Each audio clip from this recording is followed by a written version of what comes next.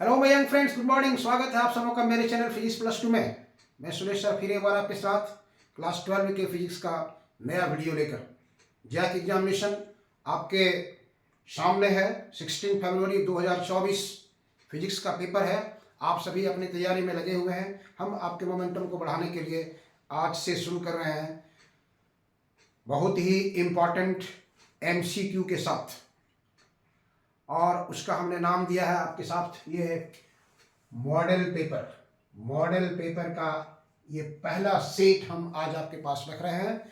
Very very most important questions जो maximum times आपके JAC board में पूछा गया है और जिसकी आने की बहुत अधिक संभावना है। आइए देखते हैं पहला क्वेश्चन यहाँ पर देखिए। 1 माइक्रोकूलम और 5 माइक्रोकूलम के दो आवेशों पर परस्पर लगने वाले बलों का अनुपात क्या होगा? The ratio of the mutual forces between two charges of 1 microcoulomb and 5 microcoulomb are। चार ऑप्शन दिया हुआ है यहाँ पे देखिए। 1:5, 5:1, 1:1 और 1:25। सही आंसर क्या होगा? सही ऑप्शन क्या होगा यहाँ पे आपको देखना है। तो म्यूचुअल फोर्सेस मतलब आपको निकालना है, तो म्यूचुअल फोर्सेस कूलम्स लॉ पे आपको होल्ड करना होगा। कूलम्स लॉ आपको याद है कि दोनों चार्ज एक दूसरे पर सेम फोर्स लगाते हैं। तो कूलम यहाँ चार्ज है 1 माइक्रोकूलम और 5 माइक्रोकूलम। 1 माइक्रोकूलम और 5 माइक्रोकूलम का चार्जेस है। यहाँ पे देखिए एक चार्ज यहाँ पे है, इस बॉडी पर है 1 माइक्रोकूलम और इस पे है 5 माइक्रोकूलम। दोनों के बीच का डिस्टेंस r है। इसके द्वारा फोर्स ए बी, ये अगर F1 लगा रहा है, ये अगर F2 लगा रहा है, तो F1 और F2 दोनों सेम होगा। F1 equal to 1/4 pi epsilon nought 1 × 5 by r square. F2 भी उतना ही होगा 1/4 pi epsilon nought 1 × 5 by r square. Therefore F1 by F2 अगर आप निकालेंगे तो रेशियो विल बी 1:1। ये आपको आएगा यहाँ पे आंसर 1:1। इसलिए ऑप्शन जो है आपका option C is correct. Option C correct. Question number 2 आइए देखिए। निर्वात की निरपेक्ष चुंबकशीलता का मान SI मात्रक में होता है। The value of absolute permeability of free space in SI। Absolute permeability of free space in SI में कितना होता है? आप जानते हैं BSL या किसी नियम को आप पढ़े हैं, तो जहां पर ये V0 का फोर्स होता है, मैग्नेट में भी कहीं पर लगाएंगे आप इसको, μ0/4 pi that is 10⁻⁻⁷। Therefore absolute permeability ये है। निरपेक्ष चुंबकशीलता को हम लोग μ0 से लिखते हैं।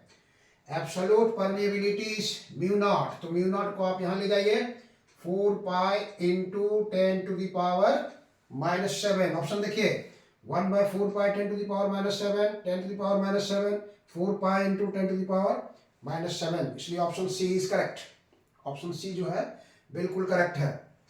क्वेश्चन नंबर 3 में आइए। निम्नलिखित में कौन फैराड के बराबर नहीं है? निम्नलिखित में कौन फैराड के बराबर नहीं है? Which of the following is not equal to farad? चार ऑप्शन यहां दिया हुआ है।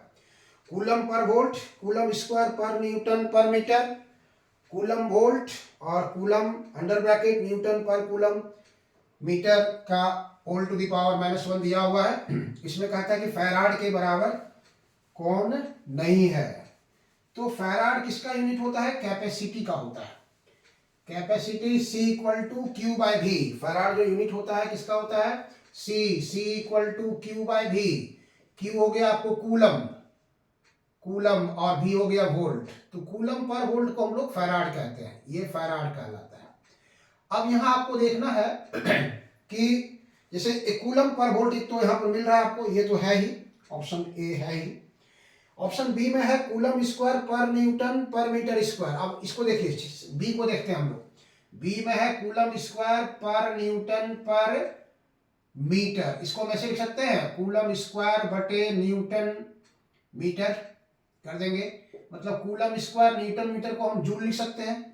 अब 1 कूलम ऊपर रखते हैं और जूल पर कूलम नीचे कर देते हैं, ये बच्चा कि ऊपर चला जाएगा ये, तो ये कूलम हो गया, जूल पर कूलम को वोल्ट कहते हैं, ये वोल्ट हो गया, मतलब ये भी सी भी -1 के बराबर हो गया। ऑप्शन ए जो है उसी के बराबर ये भी हो गया आपका, ठीक है, मतलब ये भी होगा।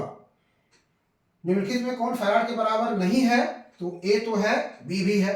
डी नंबर देखते हैं हम लोग। डी नंबर में आपको दिया है, देखिए कूलम ब्रैकेट के अंदर newton per coulomb metre whole to the power -1, यहाँ पर कूलम रखते हैं और यहाँ से इसको माइनस देना शुरू करते हैं, n-1, उसके बाद c पर प्लस हो जाएगा और m-1 हो जाएगा, मतलब ये इसको कर देंगे coulomb square per newton per metre. तो देखिए यहाँ पर जो बी में है सेम चीज है, ये coulomb square per newton per metre, इसका भी वैल्यू आया coulomb square per newton per metre, ये भी आया, तो इसका मतलब ये भी है, ये भी है। ऑप्शन सी जो है वो नहीं है, कूलम इंटू वोल्ट वो फैराड के बराबर नहीं होता। क्वेश्चन नंबर 4 है, ये देखिए विद्युत विभव का एसआई मात्रक है, the SI unit of electrical potential is, SI unit of electrical potential क्या है, पोटेंशियल का फॉर्मूला जानते हैं, V equal to W by Q, V equal to potential का फॉर्मूला आप जानते हैं, बोलिए V equal to W by Q, V equal to W by Q, W is joule per coulomb, joule per coulomb that is volt, ये हो गया आपको, यहाँ कह रहा है कि joule per coulomb, joule coulomb, coulomb पर जूल, न्यूटन पर कूलम, इसलिए option A is correct. Question number 5 आइए, गॉस के नियमानुसार अनंत लंबाई के तार का विद्युत क्षेत्र समानुपातिक होता है। According to Gauss theorem the electric field of an infinitely long straight wire is proportional to, एक अनंत लंबाई के ये आवेशित चालक है, ये अनंत लंबाई का आवेशित चालक है, इसके चलते r डिस्टेंस पर इलेक्ट्रिक फील्ड यहाँ पर कितना होगा, ये आपको निकालना है, और हम लोग इसको गॉस थ्योरम का एप्लीकेशन करके निकाले थे, याद रखिए आप इसको। एप्सिलॉन E इक्वल टू कितना आता था, 1/4 पाई एप्सिलॉन नॉट, ये इसको कहते थे हम लोग 1/λ/2 पाई एप्सिलॉन आता था, λ/2 pi epsilon naught into r, मतलब आप यहाँ देख सकते हैं E is inversely proportional to r, E is inversely proportional to r, यहाँ दे रहा है किसके समानुपातिक होता है, यहाँ पर तो r है, 1/r यहाँ देख रहे हैं आप, ऑप्शन बी जो है दैट इज बिल्कुल करेक्ट है। क्वेश्चन नंबर 6 आइए, देखिए धारिता का एसआई मात्रक क्या होगा, देखिए कितना बार उसको रिपीट किया है क्वेश्चन, यहाँ पर आप देख सकते हैं कितना इंपॉर्टेंट है, कितना तरह से पूछा जा सकता है कि क्वेश्चन को। धारिता का एसआई मात्रक क्या है, धारिता का एसआई मात्रक अभी बताया आपको हम, धारिता का एसआई मात्रक, धारिता मतलब C equal to Q by भी, धारिता का एसआई मात्रक हम लोग देखें C equal to Q by भी, C equal to Q by भी, क्यू का मतलब कूलम, Q का मतलब कूलम और V का वोल्ट, ये इसका ऑप्शन है। अब यहाँ देखिए क्या कह रहा है, volt per coulomb, volt coulomb, coulomb per volt, joule per coulomb, इसलिए option C is correct, option C जो है वो करेक्ट है। क्वेश्चन नंबर 7 भी देखिए, उसी चीज को उलट के पूछा जा सकता है, फैराड किसका मात्रक है, ये जो हम लोग देखे कूलम पर वोल्ट को हम लोग फैराड कहते हैं, ये फैराड किसका मात्रक है, ये फैराड किसका मात्रक है, ये कैपेसिटी का मात्रक है या कैपेसिटेंस का मात्रक है, धारिता का मात्रक होता है। यहाँ लिखा है विद्युत धारा, इलेक्ट्रिक करंट, विद्युत विभव, इलेक्ट्रिक पोटेंशियल, ऊर्जा एनर्जी, एंड धारिता कैपेसिटेंस, इसलिए ऑप्शन डी जो है वो बिल्कुल आपका सही है, कैपेसिटेंस या कैपेसिटी जो कह सकते हैं हम लोग, उसका ये मात्रक है फैराड, इसलिए फैराड के बारे में कई तरह के क्वेश्चन पूछे जाते हैं।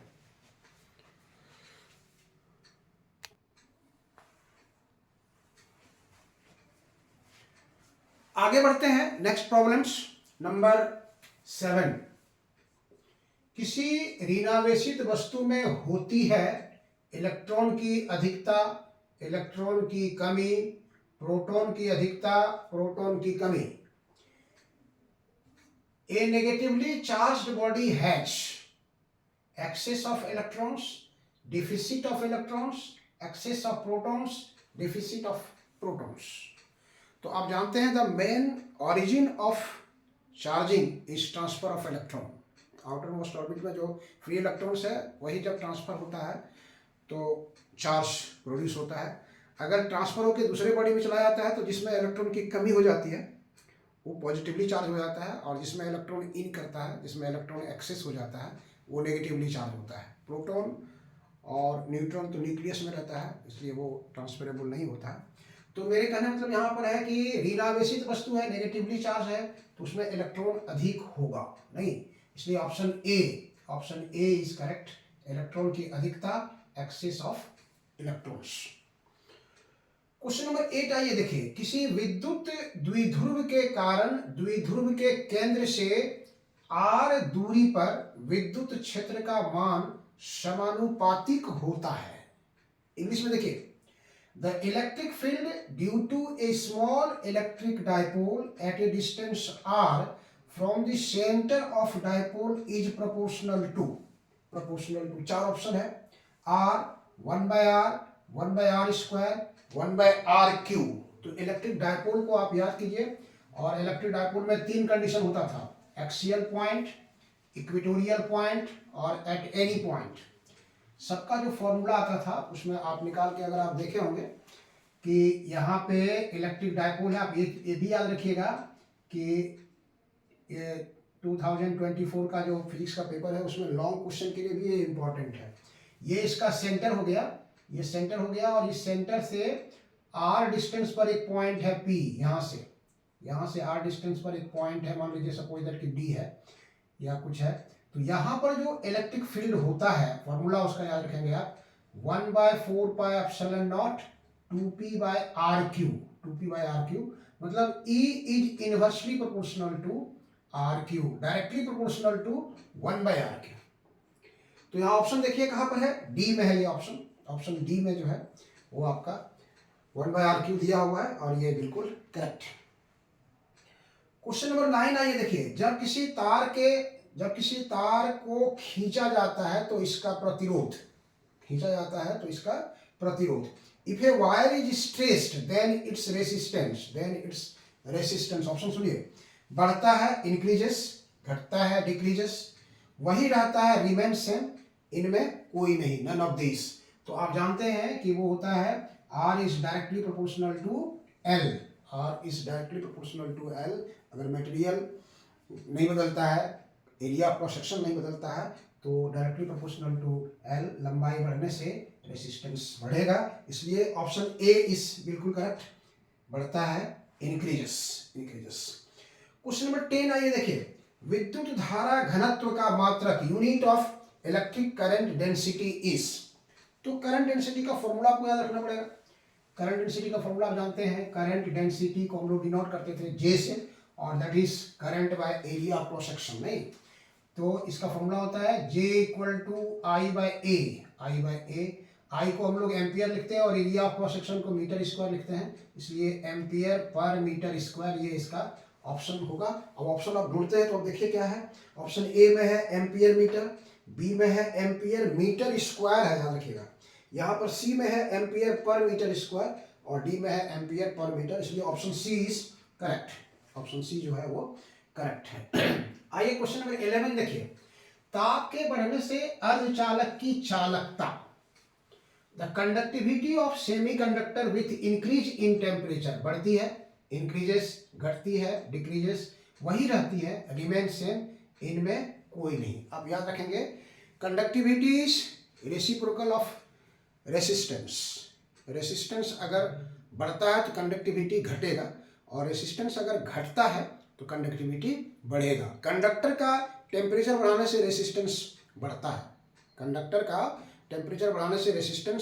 बढ़ता है, उसका कंडक्टिविटी घटता है। लेकिन जब सेमीकंडक्टर का डिस्कवरी हुआ तो एक भूचाल सा आ गया था इलेक्ट्रॉनिक्स के दुनिया में कि सेमीकंडक्टर का टेम्परेचर बढ़ाने से रेसिस्टेंस घटता है, इसलिए कंडक्टिविटी उसका क्या होगा, बढ़ेगा, नहीं।